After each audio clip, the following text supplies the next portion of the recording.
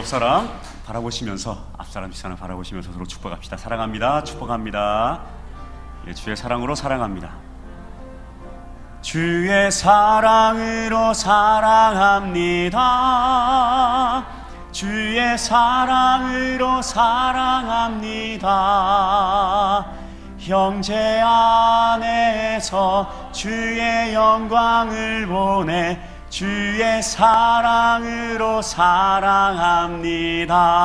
우리 한 번 더 인사합시다. 사랑합니다. 축복합니다. 인사하겠습니다. 이 시간에 성경 말씀을 찾아보겠습니다. 성경 말씀은 사무엘상입니다. 사무엘상 23장 1절에서 5절 말씀입니다.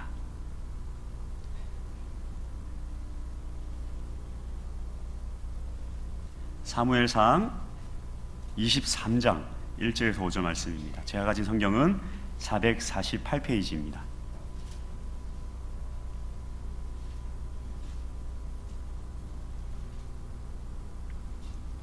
사무엘상 23장 1절에서 5절 말씀 저와 여러분이 한 절씩 교독하겠습니다. 제가 먼저 읽겠습니다. 사람들이 다윗에게 전하여 이르되 보소서 블레셋 사람이 그 일날을 쳐서 그 타작 마당을 탈취하더이다 하니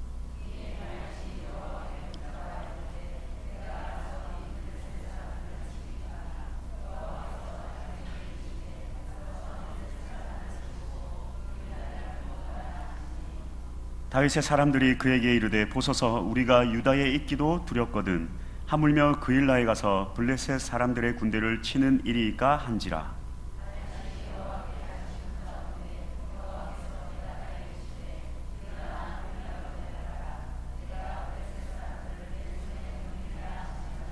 함께 읽겠습니다.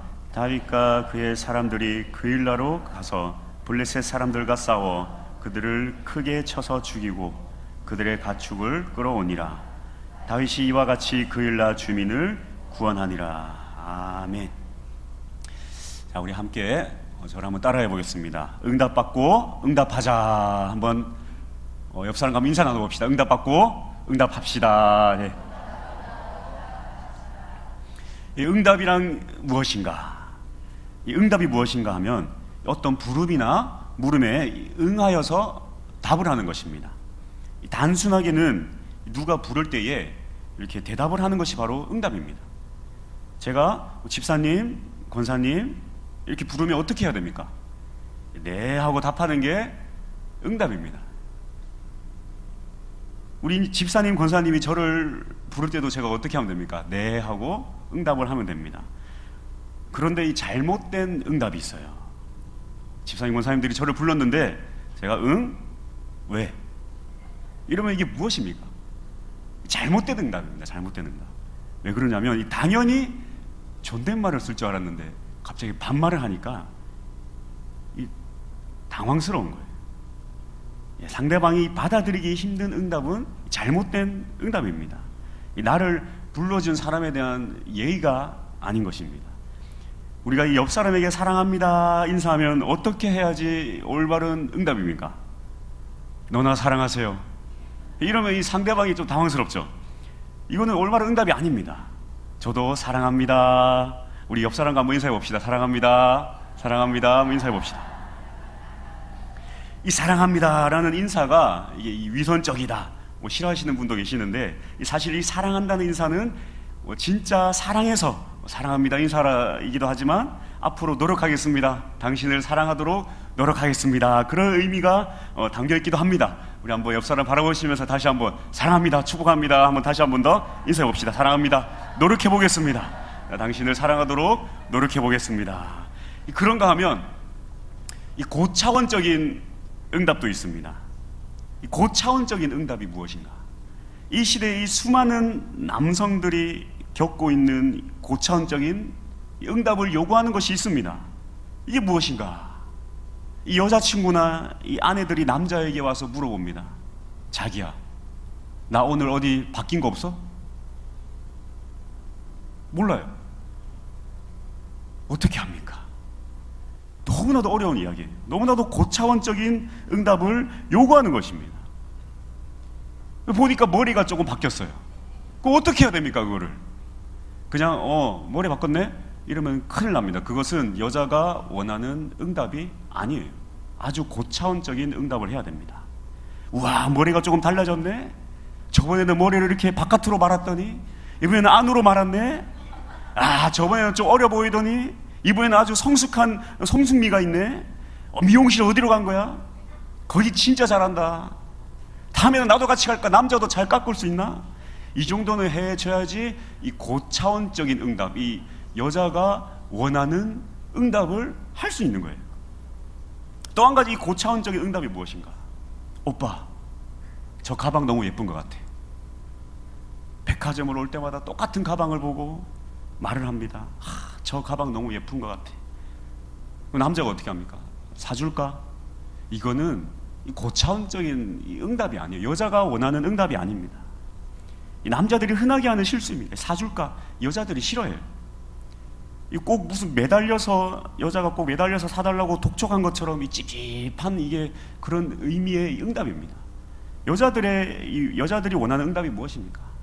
이 묻지 말고 그냥 알아서 사다 놓으라는 것입니다. 그래야 여자가 사달라고 그런 게 아닌데 이런 걸 또 왜 사가지고 왔어? 이렇게 생색을 낼 수 있는 것입니다. 이런 이 고차원적인 응답은 이 아무에게나 할 수 있는 것이 아닙니다. 이 일반적인 관계에 있어서는 이런 고차원적인 응답을 요구할 수가 없어요. 적어도 이 연인 관계나 부부 관계, 가족 관계 정도 돼야지 이런 고차원적인 응답을 요구할 수가 있는 것입니다. 서로 사랑하는 사이, 서로가 서로를 잘 알고 잘 이해할 때 이런 요구를 할 수 있는 것입니다. 하나님께서도 우리에게 응답을 요구하실 때가 있습니다. 처음 예수님을 믿으면 그냥 우리가 예수님 불러도 그냥 그렇게만 해도 하나님이 너무 좋아하실 때가 있어요. 근데 믿음이 깊어질수록, 이 하나님과의 사랑이 깊어질수록 때로는 하나님께서 조금은 어려운 응답을 요구하실 때가 있습니다. 이 고차원적인 응답, 진짜 하나님을 사랑하는가 확인할 수 있는 응답, 때로는 꼭 망할 것 같은 길로 가기를 요구하시는 그런 응답을 요구하실 때가 있는 거예요. 하나님께서 그런 응답을 요구하실 때에 아멘으로 화답할 수 있는 우리 모두가 되기 원합니다. 왜냐하면 하나님께서는 이 망하는 길로, 비록 망하는 길로 인도를 하실지라도 사실은 그 길이 살 수 있는 유일한 길입니다. 이 하나님께서 우리를 살리고자 하실 때에는 때로는 이 어두운 터널로 우리를 데리고 가실 때가 있는 것입니다. 비록 이 쫄딱 망하는 길로 인도할지라도 하나님께서 책임지시면 우리는 걱정할 게 아무것도 없습니다. 그런 우리의 믿음이 되기 원합니다. 우리가 이 신앙생활을 하면서 이 두 가지 종류의 응답을 필요로 합니다. 첫 번째는 하나님에 대한 응답이 있고, 두 번째는 이 사람에 대한 응답이 있습니다.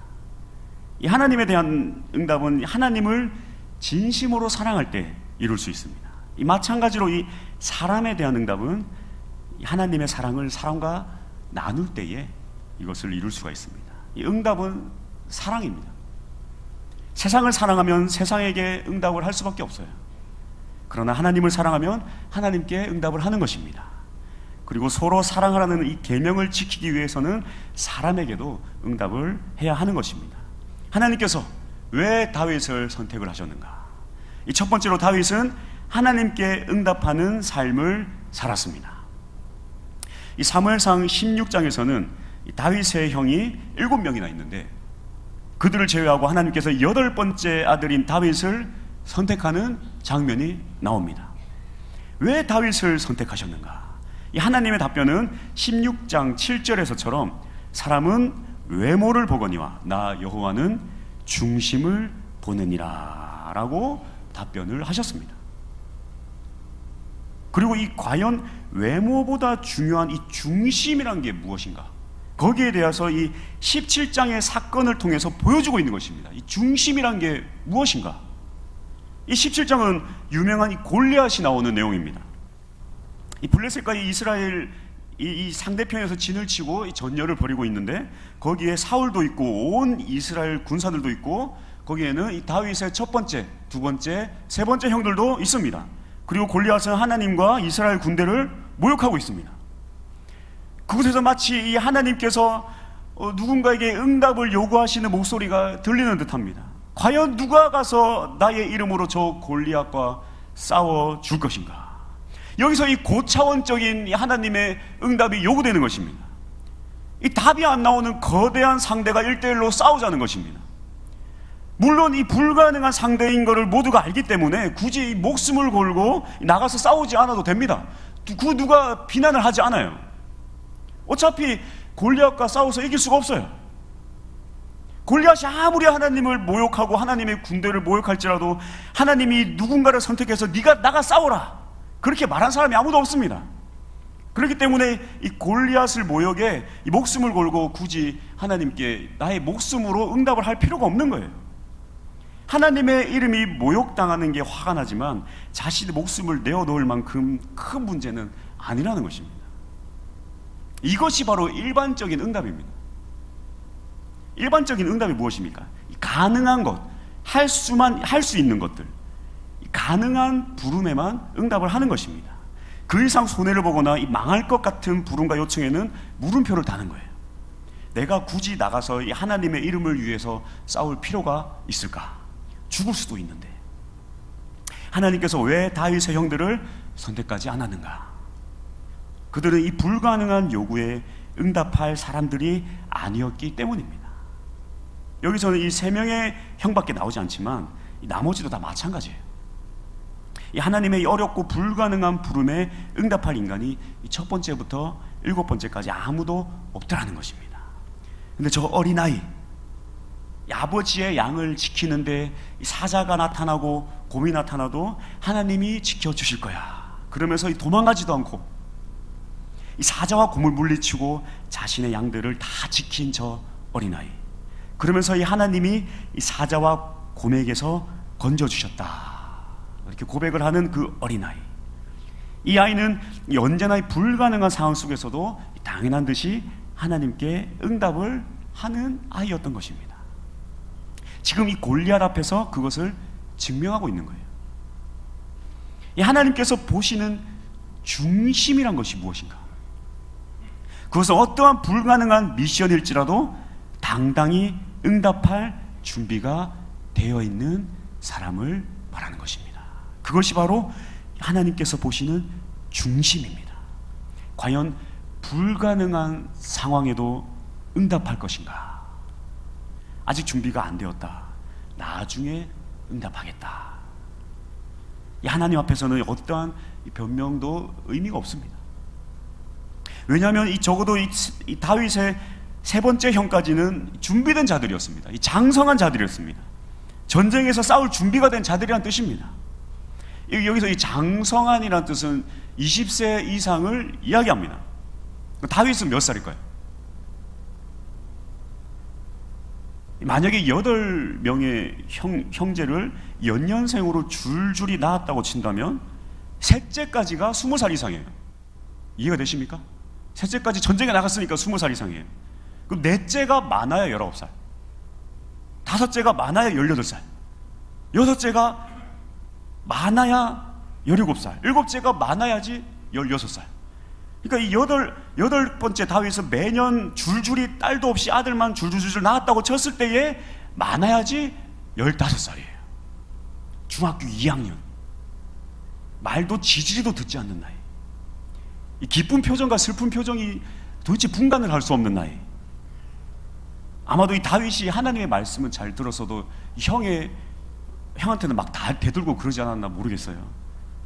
그럴 나이입니다, 딱. 왜냐하면 이 큰형 엘리압이 다윗이 막 설치고 다니니까 막 성질을 내거든요, 다윗에게. 이게 전형적인 이 중2를 대하는 형들과 이 중2를 대하는 이 선생님들의 모습이에요. 다윗은 그 누가 봐도 이 전쟁에 나갈 준비가 안 된 어린 아이였던 것입니다. 큰형 엘리압이 오라요. 가서 양이나 치지, 지금 뭐 하는 거냐 너 지금. 골리앗에 대한 응답은 이 어른들이 알아서 하겠다라는 것입니다. 여러분, 우리가 믿음에 대한 교만을 버리기 바랍니다. 이 하나님은 이 신앙생활을 연식으로 보나 이 봉사의 이 연수로 보나 이 믿음으로는 어른이라고 생각되는 사람들이 이 하나님께 응답해야 될 이런 사건에 응답하지 않고 이 묵묵부답으로 이렇게 있으면은 하나님은 이 말도 안 되는, 눈으로 보기에 이 믿음이 아주 어리게 보이는 자들일지라도 그런 사람들을 들어서 하나님은 쓰시는 것입니다. 연약해 보이는 자들을 들어서 하나님은 쓰시는 것입니다. 언제나 겸손한 믿음으로, 그리고 우리가 하나님께서 책임져 주실 거란 믿음으로 어떠한 하나님의 요구에도 흔쾌히 응답하며 나가야 되는 것입니다. 우리는 하나님께 먼저 응답을 받아야 됩니다. 하지만 먼저 알아야 될 것은, 응답을 받기 전에 먼저 우리가 하나님께 응답을 할 준비가 되어 있는가?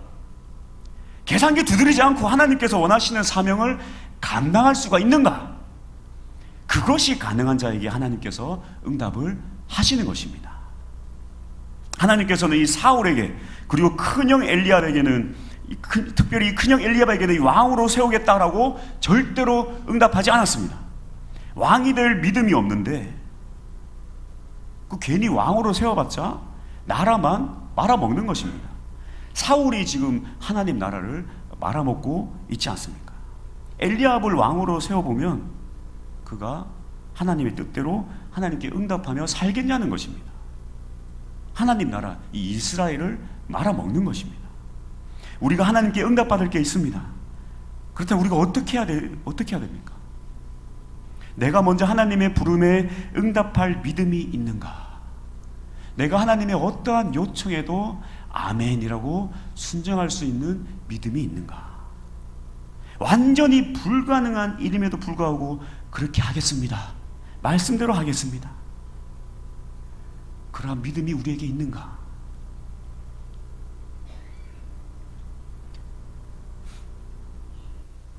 그런 응답을 할 수 없는 자를 세워줘봤자 망하는 길로 가는 것입니다. 괜히 응답을 해줘봤자 교만에 빠지고 하나님 버리기만 하는 것입니다. 왕이 되자마자 하나님을 버린 사울처럼 망하는 길로 가는 것입니다. 응답을 받기 전에 먼저 하나님께 응답하는 우리의 믿음이 되기 원합니다. 그러면 우리가 구하기도 전에 하나님께서 미리 하시고 응답하여 주실 것입니다. 하나님께 응답하는 것이 쉽지 않을 수도 있습니다. 이 골리앗 같은 요구일 수가 있어요. 너무나도 거대하고 마치 이 불가능한 요구 같아가지고 시작하기도 전에 이 부들부들 떨리기만 하는, 두렵기만 한 그런 요구일 수도 있는 것입니다. 그럼에도 불구하고 우리를 대신해서 싸워주시는 만군의 하나님의 이름으로 나아가야 하는 것입니다. 그것이 바로 진짜 응답입니다. 이것이 바로 하나님께서 보시는 중심이라는 것입니다. 하나님께서 이 다윗을 선택하신 또 한 가지 이유가 있는데, 그것은 바로 다윗은 사람에 대하여 응답하였다라는 것입니다. 이 다윗이 인기가 너무 많아지자 사울은 다윗을 죽이려고 합니다. 다윗은 사울의 손을 피해 도망을 다니기 시작합니다. 이 다윗의 이 도피 시기를 1차와 2차로 나눌 수가 있는데, 1차 도피 시기는 다윗이 도망 다니기에만 급급해가지고 어찌할 바를 모르는 그런 시기예요. 그리고 미친 척도 하고, 그리고 기도도 하지 못하는 그런 시기가 1차 시기입니다. 2차 시기는 어떤 시기냐? 이제 도망 다니는 게 익숙해졌어요. 정신을 차렸어요. 그래서 하나님께 기도하고 하나님께 뜻을 묻기도 하는 겁니다. 그리고 백성들이 막 찾아와서 이 왕이 될 준비를 하게 되는 그런 시기가 바로 이 2차 시기라고 할 수 있습니다. 그 사무엘상 23장은 이 도피만 하는 1차 시기에서 벗어나서 이제 정신을 차린 이 2차 시기라고 할 수가 있는 것입니다. 특별히 23장에서 이 다윗의 모습은 이 22장에 나오는 사울의 모습과 대조가 됩니다. 22장에서는 사울이 어떠한 만행을 저지르냐? 이 노베에 있는 제사장 88명을 이 다윗에게 떡과 칼을 주었다는 명목으로 그들을 학살하는, 죽여버리는 만행을 저지릅니다. 자신의 권력 때문에 백성들을 죽이면서 다니는 거예요. 학살을 하고 다니는 것입니다. 반면에 23장에서는 다윗이 백성들을 구원하고 다니고 있는 것입니다. 당연히 민심은 다윗에게 쏠리는 것입니다. 이 블레셋에 침공을 했는데 백성들이 사울에게 찾아가가지고 왕이시여 도와주세요, 이게 아닙니다. 이 도망자 다윗에게 찾아와서 도움을 요청하는 것입니다. 23장 1절입니다. 제가 한번 읽어보겠습니다. 사람들이 다윗에게 전하여 이르되 보소서 블레셋 사람이 그일라를 쳐서 그 타작 마당을 탈취하더이다 하니. 여기 잘 보면 이 다윗에게 전하여가 이게 복수 형태로 되어 있는데 이게 무슨 뜻이냐면, 그러니까 이 사람들이 한두 명이 다윗에게 찾아온 게 아니에요. 계속해서 많은 사람들이 다윗에게 찾아와서 블레셋이 쳐들어왔습니다. 블레셋이 쳐들어왔습니다. 도와주세요. 도와주세요. 계속해서 다윗을 찾아온 것입니다. 왕은 사울인데 사람들이 다윗에게 찾아오는 거예요. 사람들이 다윗을 보호자로 여기는 것입니다. 다윗의 입장에서는 참으로 난감한 상황이 아닐 수가 없는 것입니다. 왜냐하면 이 다윗의 신세가 어떤 신세입니까? 도망자입니다. 도망자. 왕에게 쫓겨다니는 신세예요. 다윗을 도와줬다고 제사장까지 다 죽여버리는 이 사울의 칼을 겨누고 있는 그런 도망자 신세입니다. 그런데 이 백성들을 구원하기 위해서 이 전쟁을 치른다는 것은 어떤 의미입니까? 나 여기 있어, 나 잡아가시오 라고 하는 이 자살 행위와 같은 것입니다. 그러나 이 다윗은 이 상황을 외면하지 않고 하나님께 묻습니다. 그리고 하나님께서 응답하십니다. 이 사무엘상 23장 2절입니다. 이에 다윗이 여호와께 묻자와 이르되 내가 가서 이 블레셋 사람들을 치리이까? 여호와께서 다윗에게 이르시되 가서 블레셋 사람들을 치고 그일라를 구원하라 하시니. 그일라를 구원하라. 하나님께서 응답하신 것입니다. 그러자 이 다윗의 추종자들이 반대하고 나서기 시작합니다.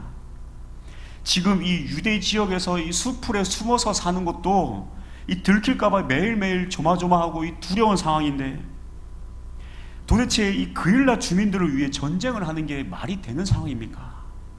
이것은 무모한 일입니다. 반대를 하기 시작합니다. 그럼에도 다윗은 하나님께 다시 묻습니다. 그일라로 가서 블레셋을 칠까요? 그일라로 내려가라. 블레셋 사람들을 내 손에 넘기리라. 이것이 하나님의 뜻입니다. 다윗의 추종자들의 반대에서 불구하고 다윗은 이 하나님의 뜻에 따라서 블레셋을 물리치고 그일라 주민들을 구원하였습니다. 이것이 바로 이 하나님 나라의 왕이 사는 방법입니다. 이 하나님의 뜻에 응답하고 백성들을 구원하는 것이 바로 이 하나님 나라의 왕이라는 것입니다. 이 왕은 하나님의 요구에 응답하는 사람입니다. 하나님의 요구의 핵심은 무엇입니까? 사람을 살리라는 거예요. 또한 왕은 백성의 요구에도 응답하는 사람입니다. 이 영혼 구원에 응답하는 사람이 진정한 왕이라는 거예요. 베드로전서 2장 9절을 보면 우리를 뭐라고 부릅니까? 왕 같은 제사장이다. 이 하나님 나라의 왕의 권세를 가진 예배자다. 너희는 우리가 먼저 하나님께 응답하고 이 영혼 구원에 응답하는 하나님 나라의 왕 같은 제사장들이 되시길 바랍니다. 우리 모두가 하나님을 사랑해요. 하나님을 너무나도 사랑하기 때문에 이 하나님을 모욕하는 골리앗과도 싸울 준비가 되어 있는 것이 우리의 믿음입니다. 그런데 이 하나님은 사랑하는데 이 사람은 미워하는 사람이 있어요. 하나님하고 1대1은 괜찮은데 이 주위에 사람만 있으면 아주 이 피투성이로 좁히는 그런 사람들이 있다는 것입니다. 얼마나 이 말의 파워가 있는지, 말하는 족족 이 독화살처럼 펴펴펴펴펴 쏘는 사람이 있어요. 그래서 사람을 픽픽픽픽 쓰러뜨리는 사람이 있다는 것입니다. 그리고 그것이 이 진정한 왕의 직분이라고 착각을 하는 이 사람이 있다는 거예요. 그런 왕은 어떤 왕입니까? 이 사울과 같은 왕입니다. 자신의 권력으로 이 제사장들을 아주 피바다로 만들어 버리는 거예요. 내가 가는 곳은 피바다예요. 피바다. 이 응답이라는 것은 이 수직적인 관계로만 생각을 해서는 안 됩니다. 하나님하고 나와의 관계로만 축소를 시키면 안 되는 것입니다. 하나님의 응답의 가장 중요한 포인트가 무엇인가? 이 교회 공동체가 사랑으로 하나가 되는 것입니다. 그 방법이 무엇인가? 이 수직으로 응답을 받았으면 수평으로 그 사랑을 나눠야 되는 것입니다. 이 다윗이 하나님께 응답을 받아서 이 사울에게 들킬 위협을 무릅쓰고 이 그일라 주민을 구원하지 않았습니까? 이 다윗의 이야기는 그냥 멋진 한 남자의 이야기가 아니라 그 왕의 삶이, 그 다윗의 삶이 지금 우리의 삶이 되어야 한다는 것입니다. 이 다윗은 지금 이 백성들을 구원하고 다닐 처지가 아니에요. 지금 자기 목숨 하나 유지하기도 너무나도 벅찬 인생입니다. 거기다가 여기저기서 억울한 사람들이 다 몰려가지고 그 사람들도 먹여 살리느라 정신이 없는 인생이에요. 그런데 하나님께서 그일라를 구원하라 하시는 것입니다. 왕으로서 사명을 감당하라는 것입니다. 이 정신 나간 사울 왕이 자기 왕자리 지키느라 미친 듯이 헤매는 동안 다윗에게 이 왕으로서 사명을 감당하라는 것입니다. 그것이 다윗에게 주어진 하나님의 응답입니다. 너는 그일라를 구원하라. 이 결국에는 그일라 백성들에게 다윗이 배신을 당합니다. 이 사무엘상 23장 12절입니다.